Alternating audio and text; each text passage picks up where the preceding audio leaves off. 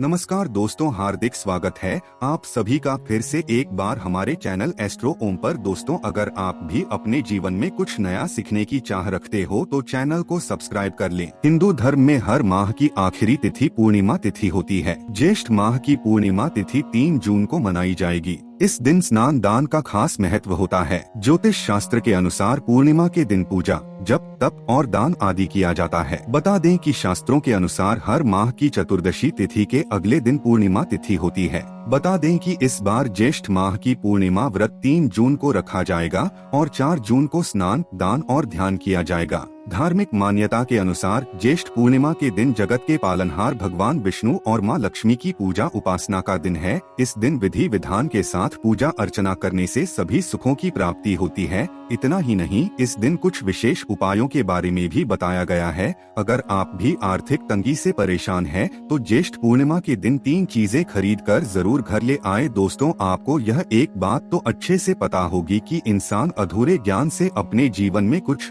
बड़ा काम नहीं कर सकता है। इसलिए वीडियो को अंत तक देखें, तभी आपको इस वीडियो में बताई गई सभी जानकारी अच्छे से समझ में आएगी और आप उसका अच्छा उपयोग भी कर पाओगे। घर ले आए कछुआ। ज्येष्ठ पूर्णिमा के दिन जगत पालनहार भगवान विष्णु और मां लक्ष्मी की कृपा पाने के लिए घर पर कछुआ ले आए। कहते हैं कि कछुआ भगवान विष्णु का ही अवतार था। चिरकाल में समुद्र मंथन के दौरान भगवान विष्णु ने कछुआ अवतार लिया था। इस दिन घर पर कछुआ लाना बेहद शुभ माना गया है। इसे घर की उत्तर दिशा में स्थापित किया जाता है। इसे घर में रखने से सुख समृद्धि आती है और आर्थिक से छुटकारा मिलता है। घर ले आए मछली। अगर आप काफी लंबे समय से आर्थिक तंगी से जूझ रहे हैं या फिर पैसों की तंगी आपका पीछा नहीं छोड़ रही है, तो ज्येष्ठ पूर्णिमा के दिन घर मछली ले आए। इसके अलावा आप घर में लक्ष्मी की प्रतिमा या मूर्ति भी लगा सकते हैं। बता दें कि भगवान विष्णु को पहले 10 अवतारों में से पहला अवतार मत्स्य अवतार ही है। इसे भी घर की उत्तर दिशा में स्थापित करना चाहिए। हाथी की प्रतिमा। हिंदू धर्म में माँ लक्ष्मी को प्रसन्न करने के लिए हाथी का पूजन भी किया जाता है। हाथी को धन का प्रतीक माना जाता है। कहते हैं कि हाथी की पूजा करने से मां लक्ष्मी और गणेश जी प्रसन्न होते हैं। हाथी की कृपा से घर में सुख समृद्धि की प्राप्ति होती है। अगर आप भी आर्थिक तंगी से परेशान हैं, तो घर में हाथी की प्रतिमा ले आए। इससे धन आगमन होता है। पूर्णिमा तिथि लक्ष्मी पूजा के लिए श्रेष्ठ मानी जाती है। इस दिन भक्त देवी माँ को प्रसन्न करने के लिए उनकी विधिवत पूजा करते हैं और व्रत आदि रखते हैं। मान्यता है कि ऐसा करने से सुख सौभाग्य में वृद्धि होती है। लेकिन इस दिन पूजा पाठ और व्रत के अलावा अगर कुछ उपायों को भी किया जाए तो लक्ष्मी कृपा से घर में खूब बरकत बनी रहती है और धन से जुड़ी समस्याएं हल हो जाती है। तो आज हम आपको पूर्णिमा पर किए जाने वाले उपाय बता रहे हैं। ज्येष्ठ पूर्णिमा पर करें ये उपाय। ज्येष्ठ पूर्णिमा का दिन माता लक्ष्मी को प्रसन्न करने के लिए उत्तम माना जाता है। ऐसे में इस दिन लक्ष्मी जी की प्रतिमा पर 11 अर्पित कर हल्दी से तिलक करें। इसके बाद दूसरे दिन इन कौलियों को लाल वस्त्र में बांधकर घर में धन रखने वाली जगह पर रख दें। मान्यता है कि इस उपाय को करने से लक्ष्मी कृपा बनी रहती है, जिससे घर की आर्थिक स्थिति में सुधार देखने को मिलता है। धार्मिक मान्यताओं के अनुसार पूर्णिमा के दिन पीपल के वृक्ष पर माता लक्ष्मी का वास होता है। ऐसे में इस दिन देवी माँ को प्रसन्न करने के लिए सुबह उठकर स्नान आदि करके पीपल के पेड़ में कुछ मीठा चढ़ाकर जल अर्पित करें। ऐसा करने धन दौलत में वृद्धि होती है और बरकत भी बनी रहती है। ज्येष्ठ पूर्णिमा का हिंदू धर्म में बहुत महत्व है। इस दिन से श्रद्धालु गंगाजल लेकर अमरनाथ यात्रा के लिए निकलते हैं। हिंदू पंचांग के अनुसार हिंदू कैलेंडर का तीसरा महीना ज्येष्ठ है। इस समय पृथ्वी जबरदस्त गर्म हो जाती है। यही कारण है कि कई नदियां और तालाब सूख जाते हैं या उनका जलस्तर कम हो जाता है। इसी वजह इस महीने में पानी की आवश्यकता का महत्व अन्य महीनों की तुलना में 10 गुना बढ़ जाता है। गंगा दशहरा, निर्जला एकादशी आदि त्योहारों को ज्येष्ठ के महीने में मनाया जाता है, ताकि यह समझाया जा सके कि पृथ्वी पर जीवन के लिए पानी कितना महत्वपूर्ण है। साहसी स्त्री सावित्री की कहानी ज्येष्ठ पूर्णिमा से जुड़ी है। वह पवित्र और उत्कृष्ट वैवाहिक जीवन का आदर्श उदाहरण प्रस्तुत करती है। 3 के अनुसार उन्होंने भगवान यम से अपने पति का जीवन दान मांगा था, जिनकी पहले ही मृत्यु हो गई थी। ज्येष्ठ पूर्णिमा पर बरगद के पेड़ की पूजा करने का महत्व। ज्येष्ठ पूर्णिमा पर महिलाएं सूर्योदय से पहले उठती हैं और पवित्र जल में डुबकी लगाती थी। वे बरगद के पेड़ की पूजा करती हैं और व्रत शुरू करती थी। बरगद के पेड़ की पूजा की जाती है क्योंकि वह ब्रह्मा, विष्णु और महेश नाम के 3 भारतीय देवताओं का प्रतीक है। इसके बाद की प्रार्थना की जाती है। सावित्री सत्यवान व्रत कथा का पाठ करना आवश्यक है। महिलाएं आभूषणों के साथ शादी का चमकीला जोड़ा पहनती हैं। माथे पर सिंदूर लगाना अति आवश्यक है। चंदन और हल्दी के लेप से बरगद के पेड़ की पूजा की जाती है। प्रसाद के रूप में दालों और फलों के सेवन से व्रत को खोलना चाहिए। ज्येष्ठ पूर्णिमा पूजा व्रत विधान। ज्येष्ठ पूर्णिमा पर स्नान, ध्यान और पुण्य कर्म करने का बहुत महत्व है। वही यह उन लड़कियों के लिए महत्वपूर्ण है जिनकी शादी में देरी हो रही है। ऐसे लोग यदि इस दिन सफेद वस्त्र धारण कर भगवान शिवा की पूजा करें तो उनके रास्ते में आने वाली सभी परेशानियां दूर हो जाती है। ज्योतिषियों के अनुसार कुछ खास उपायों से लोग इस शुभ दिन का लाभ उठा सकते हैं।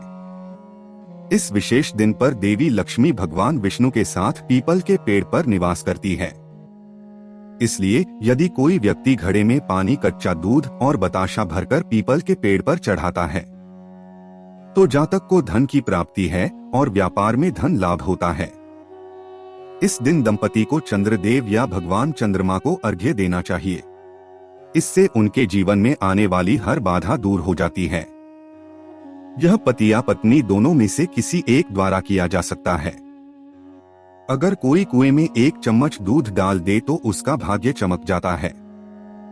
साथ ही किसी जरूरी काम में आने वाली बाधा भी तुरंत दूर हो जाती है।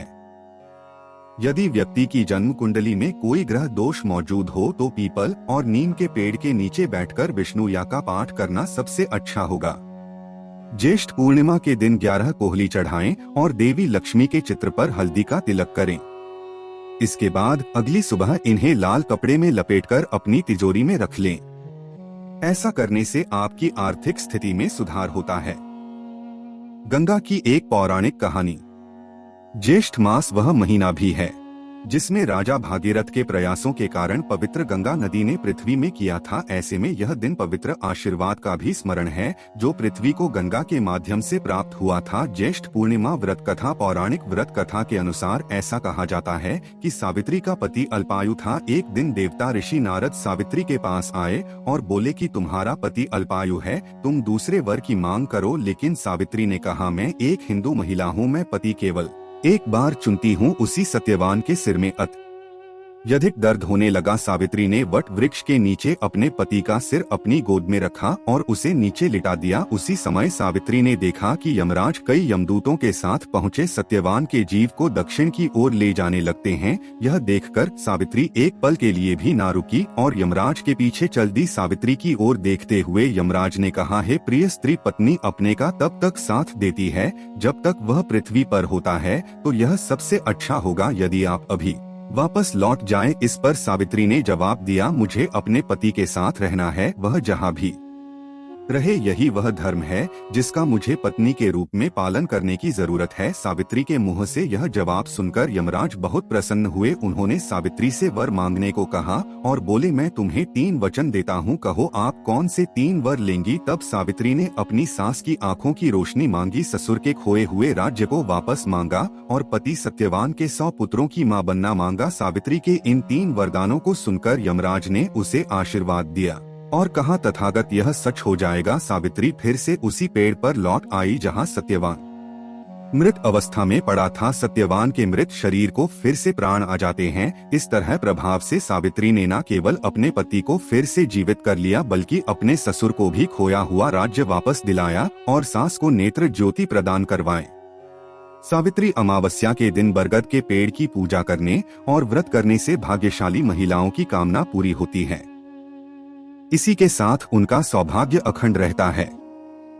सावित्री के पति धर्म की कहानी का सार यह है कि कुंवारी या विवाहित महिलाएं अपने पति को सभी से दूर रख सकती है, ठीक उसी तरह से जिस तरह सावित्री ने अपनी आस्था की ताकत से अपने पति सत्यवान को यमराज के बंधन से बचाया। इतना ही नहीं बल्कि उन्होंने खोए हुए राज्य और अंधी सास की आंखों की रोशनी भी वापस ला दी। उसी तरह महिलाओं को भी अपने पति को अपना स्वामी मानना चाहिए। तो दोस्तों, आज के लिए बस इतना। फिर मिलते हैं किसी नई जानकारी के साथ। तब तक के लिए नमस्कार और धन्यवाद।